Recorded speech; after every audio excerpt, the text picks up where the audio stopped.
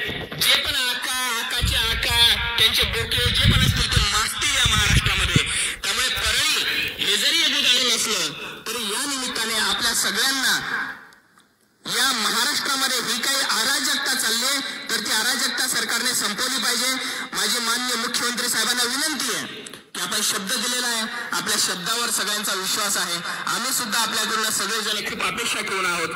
आपण निष्पक्षपातीप्रमाणे या सगळ्या प्रकरणाचा स्वतः लक्ष घालून डेली मॉनिटरिंग करून या सगळ्या प्रकरणाशी आपण तडाशी जाल आणि महाराष्ट्राच्या जनतेचा पोलीस प्रशासनामध्ये आणि आपल्या गृह खात्यामध्ये जो विश्वास उडालेला आहे तो विश्वास पुन्हा एकदा आपण प्रस्थापित करताल अशी नाथ चरणी मी प्रार्थना करतो आणि थांबतो. जय हिंद, जय महाराष्ट्र. धन्यवाद सचिन भैया. आपण म्हटल्याप्रमाणे की आपण जर एवढी जात करत बसलो तर प्रत्येक जातीचा एक तालुका, एक जिल्हा, एक वेगळा तालुका, एक जिल्हा या ठिकाणी निर्माण होईल. आणि राजकारणाबद्दल आपण बोललो तर राजकारणात काही लोक तोटा होतील म्हणून बोलत नसतात, तर काही लोक राजकारण मध्ये फायदा होईल यासाठी बोलत असतात.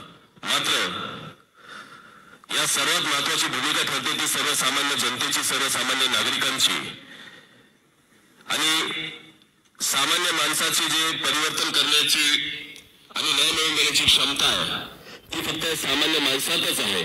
त्यामुळे हा जो काही आक्रोश मोर्चा आहे हा कुठल्या धर्माचा, कुठल्या जातीचा, कुठल्या पंथांचा आणि कुठल्या राजकीय पक्षाचा नसून हा सर्वसामान्यांचा आहे. याचे आयोजक तुम्ही आम्ही सर्वजण आहोत. कुठली एक जात, कुठला एक धर्म नाहीये.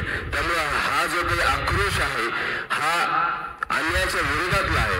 यानंतर मी मंचावरती सन्मान्य माजी मंत्री अनिलजी पटेल साहेब यांना निवेदन करतो की आपण आपलं मनोगत यामध्ये या ठिकाणी थोडक्यात व्यक्त करावं.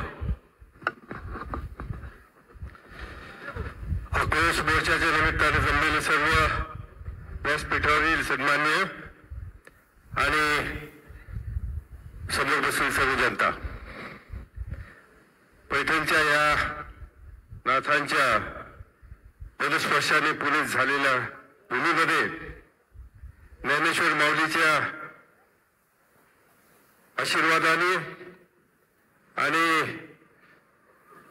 आपल्या सर्वांना माहिती आहे की पैठण ही संतांची भूमी आहे. या संतांच्या भूमीतून वारकरी समाजाने शांततेचा आणि एकतेचा संदेश दिलेला आहे.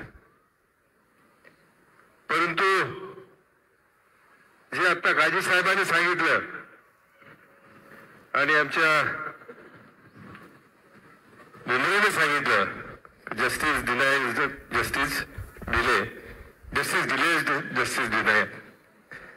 कई साल समुद्र जाग उठा है और कुछ तो होने वाला है. हे जे घडले म्हातारी मुलाचं दुःख आहे पण काय सोडवणार आहे म्हणून आज ही एक चेतावणी तुम्हाला सगळ्याला आहे. जे परळीत घडतं ते महाराष्ट्रात आणि इतर सुद्धा ठिकाणी घडू शकतं. त्याचं कारण काय आहे याचं सर्व आता आमच्या चेअरमनने सांगितलं. आर्थिक कारण खरं आहे. मग ते परळीची राख असो, वाळू असो, हे सगळं माफिया इतके बलवान झालेले पैसे हे सगळीकडे घालू लागलेले.